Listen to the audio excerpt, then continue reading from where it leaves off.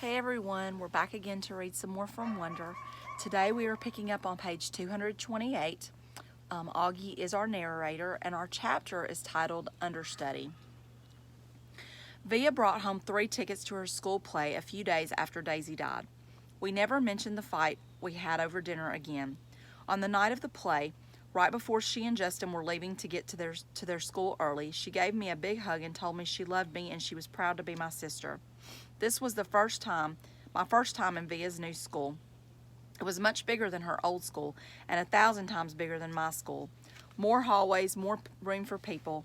The only really bad thing about my bionic Lobot hearing aids was the fact that I couldn't wear a baseball cap anymore. In situations like these, baseball caps come in really handy. Sometimes I wish I could still get away with wearing the old astronaut helmet I used to wear when I was little. Believe it or not, people would think seeing a kid in an astronaut helmet was a lot less weird than seeing my face. Anyway, I kept my head down as I walked right behind Mom through the long, bright hallways. We followed the crowd to the auditorium where students handed out programs at the front entrance. We found seats in the 5th row close to the middle. As soon as we sat down, Mom started looking inside her pocketbook. "I can't believe I forgot my glasses," she said. Dad shook his head. Mom was always forgetting her glasses or her keys or something or other. She is flaky that way. "You want to move closer?" said Dad. Mom squinted at the stage. "No, I can see okay." "Speak now or forever hold your peace," said Dad. "I'm fine," answered Mom. "Look, there's Justin," I said to Dad, pointing out Justin's picture in the program. "That's a nice picture of him," he answered, nodding. "How come there's no picture of Via?" I said. "She's an understudy," said Mom, "but look, here's her name." "Why do they call her an understudy?" I asked. "Wow, look at Miranda's picture," said Mom and Dad. "I don't think I would have recognized her." "Why do they call it an understudy?" I repeated. "It's what they call someone who replaces an actor if he can't perform for some reason," answered Mom. "Did you hear Martin's getting remarried?" Dad said to Mom. "Are you kidding me?" Mom answered, like she was surprised. "Who's Martin?" I asked. "Miranda's father," Mom answered, and then to Dad, "Who told you?" "I ran into Miranda's mother in the subway. She's not happy about it. He has a new baby on the way and everything." "Wow," said Mom, shaking her head. "What are you guys talking about?" I said. "Nothing," answered Dad. "But why do they call it understudy?" I said. "I don't know, Augie Doggy," Dad answered. "Maybe because the actors kind of study under the main actors or something. I really don't know." I was going to say something else, but then the lights went down. The audience got very quiet very quickly. "Daddy, can you please not call me Augie Doggy anymore?" I whispered in Dad's ear. Dad smiled and nodded and gave me a thumbs up. The play started. The curtain opened. The stage was completely empty except for Justin, who was sitting on an old rickety chair tuning his fiddle. He was wearing an old-fashioned type of suit and straw hat. "This play is called Our Town," he said to the audience. "It was written by Thornton Wilder, produced and directed by Philip Davenport. The name of the town is Grover's Corners, New Hampshire, just across the Massachusetts line. Latitude 42 degrees 40 minutes, longitude 70 degrees 37 minutes. The first act shows a day in our town. The day is May 7th, 1901. The time is just before dawn." I knew right then and there that I was going to like the play. It wasn't like other school plays I've been to, like The Wizard of Oz or Cloudy with a Chance of Meatballs. No, this was grown-up seeming, and I felt smart sitting there watching it. A little later in the play, a character named Mrs. Webb calls out for her daughter Emily. I knew from the program that was the part Miranda was playing, so I leaned forward to get a better look at her. "That's Miranda," Mom whispered to me, squinting at the stage when Emily walked out. "She looks so different." "It's not Miranda," I whispered. "It's Via." "Oh my goodness," said Mom, lurching forward in her seat. "Shh," said Dad. "It's Via," whispered Mom to him. "I know," whispered Dad, smiling. "Shh." The ending. The play was so amazing. I don't want to give away the ending, but it's the kind of ending that makes people in the audience teary. Mom totally lost it when Via, as Emily, said, "Goodbye, goodbye world. Goodbye Grover's Corners, Mama and Papa. Goodbye to clocks ticking and Mama's sunflowers, and food and coffee, and new ironed dresses and hot baths, and sleeping and waking up. Oh, Earth, you're too wonderful for anybody to realize you." Via was actually crying while she was saying this, like real tears. I could see them rolling down her cheeks. It was totally awesome. After the curtain closed, everyone in the audience started clapping. Then the actors came out one by one. Via and Justin were the last ones out, and when they appeared, the whole audience rose to their feet. "Bravo!" I heard Dad yelling through his hands. "Why is everyone getting up?" I said. "It's a standing ovation," said Mom, getting up. So I got up and clapped and clapped. I clapped till my hands hurt. For a second, I imagined how cool it would be to be Via and Justin right then and having all these people standing up and cheering for them. I think there should be a rule that everyone in the world should get a standing ovation at least once in their lives. Finally, after I don't know how many minutes, the line of actors on stage stepped back and the curtain closed in front of them.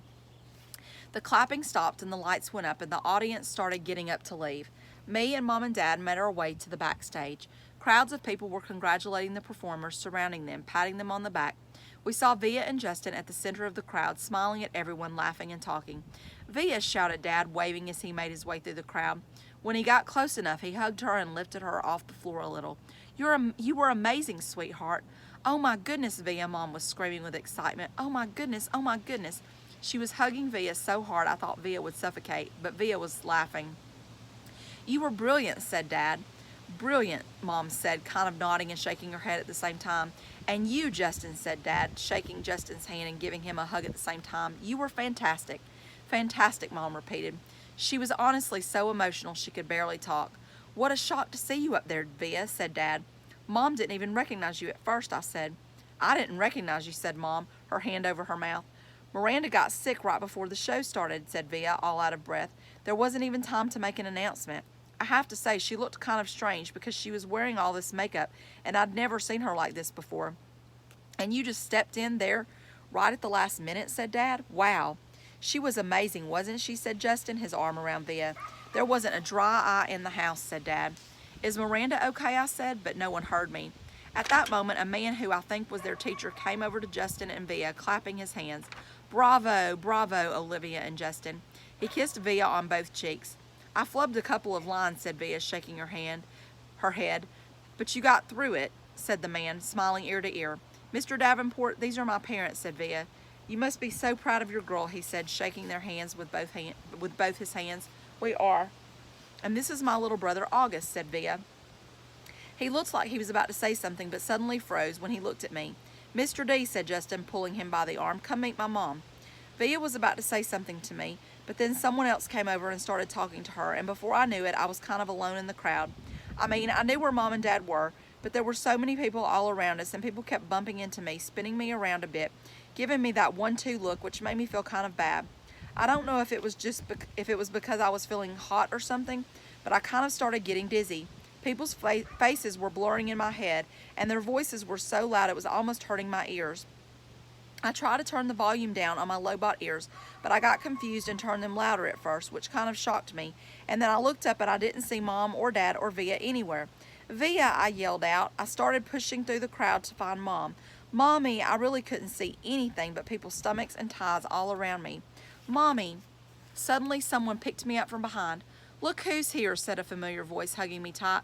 I thought it was Via at first, but when I turned around I was completely surprised. "Hey, Major Tom," she said. "Miranda," I answered, and I gave her the tightest hug I could give. Part 7, Miranda. Camp Lies. My parents got divorced the summer before 9th grade. My father was with someone else right away. In fact, though my mother never said so, I think this was the reason they got divorced. After the divorce, I hardly ever saw my father, and my mother acted stranger than ever. It's not that she was unstable or anything, just distant, remote. My mother is the kind of person who has a happy face for the rest of the world, but not a lot left over for me. She's never talked to me much, not about her feelings, her life. I don't know much about what she was like when she was my age. Don't know much about the things she liked or didn't like. The few times she mentioned her own parents, who I've never met, it was mostly about how she wanted to get as far away from them as she could once she'd grown up. She never told me why. I asked a few times, but she would pretend she hadn't heard me. I didn't want to go to camp that summer. I had wanted to stay with her to help her through the divorce, but she insisted I go away. I figured she wanted the alone time, so I gave it to her. Camp was awful. I hated it. I thought it would be better being a junior counselor, but it wasn't. No one I knew from the previous year had come back, so I didn't know anyone, not a single person. I'm not even sure why, but I started playing this little make-believe game with the girls in the camp. They'd ask me stuff about myself, and I'd make things up. My parents are in Europe, I told them. I live in a huge townhouse on the nicest street in North River Heights. I have a dog named Daisy. Then one day I blurted out that I had a little brother who was deformed. I have absolutely no idea why I said this. It just seemed like an interesting thing to say, and of course, the reaction I got from the little girls in the bungalow was dramatic. Really? So sorry, that must be tough, etc., etc. I regretted saying this the moment it escaped from my lips, of course. I felt like such a fake. If Via ever found out, I thought, she'd think I was such a weirdo. And I felt like a weirdo, but I have to admit, there was a part of me that felt a little entitled to this lie. I've known Augie since I was 6 years old. I've watched him grow up. I've played with him. I've watched all 6 episodes of Star Wars for his sake, so I could talk to him about the aliens and bounty hunters and all that. I'm the one that gave him the astronaut helmet he wouldn't take off for 2 years. I mean, I've kind of earned the right to think of him as my brother. And the strangest thing is that these lies I told, these fictions, did wonders for my popularity. The other junior counselors heard it from the campers and they were all over it. Never in my life have I ever been considered one of the popular girls in anything, but that summer in camp, for whatever reason, I was the girl everybody wanted to hang out with. Even the girls in Bungalow 32 were totally into me. These were the girls at the top of the food chain. They said they liked my hair, though they changed it. They said they liked the way I did my makeup, though they changed that too. They showed me how to turn my t-shirts into halter tops. We smoked, we snuck out late at night and took the path through the woods to the boys' camp. We hung out with boys. When I got home from camp, I called Ella right away to make plans with her. I don't know why I didn't call Via. I guess I just didn't feel like talking about stuff with her. She would have asked me about my parents, about camp. Ella never really asked me about things. She was an easier friend to have in that way. She wasn't serious like Via. She was fun. She thought it was cool when I dyed my hair pink. She wanted to hear all about those trips through the woods late at night. School. I hardly saw Via at school this year, and when I did, it was like awkward. I felt like she was judging me. I knew she didn't like my new look. I knew she didn't like my group of friends. I didn't much like hers. We never actually argued, we just drifted away. Ella and I had badmouthed her to each other. She's such a prude. She's so this, she's so that. We knew we were being mean, but it was easier to ice her out if we pretended she had done something to us. The truth is, she hadn't changed at all. We had. We'd become these other people, and she was still the person she'd always been. That annoyed me so much, and I didn't know why. Once in a while, I'd look to see where she was sitting in the lunchroom or check the elective lists to see what she'd signed up for. But except for a few nods in the hallway and an occasional hello, we never really spoke to each other. I noticed Justin about halfway through the school year. I hadn't noticed him at all before then, other than he was this skinny, cutish dude with thick glasses and long hair who carried a violin everywhere. Then one day I saw him in front of the school with his arm around Via. So Via has a boyfriend, I said to Ella, kind of mocking. I don't know why it surprised me that she'd have a boyfriend. Out of the 3 of us, she was totally the prettiest. Blue eyes and long wavy dark hair. But she'd just never acted like she was at all interested in boys. She acted like she was too smart for that kind of stuff. I had a boyfriend too, a guy named Zach. When I told him I was choosing the theater elective, he shook his head and said, "Careful you don't turn into a drama geek." Not the most sympathetic dude in the world, but very cute. Very high up on the totem pole, a varsity jock. I wasn't planning on taking theater at first. Then I saw Via's name on the sign-up sheet and just wrote my name down on the list. I don't even know why. We managed to avoid one another throughout most of the semester, like we didn't even know each other. Then one day I got to theater class a little early and Davenport asked me to run off additional copies of the play he was planning on having us do for the spring production, The Elephant Man.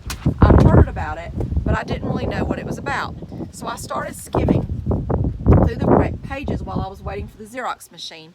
It was about a man who lived more than 100 years ago named John Merrick, who was terribly deformed. "We can't do this play, Mr. D," I told him when I got back to class, and I told him why. My little brother has a birth defect and has a deformed face, and this play would hit too close to home.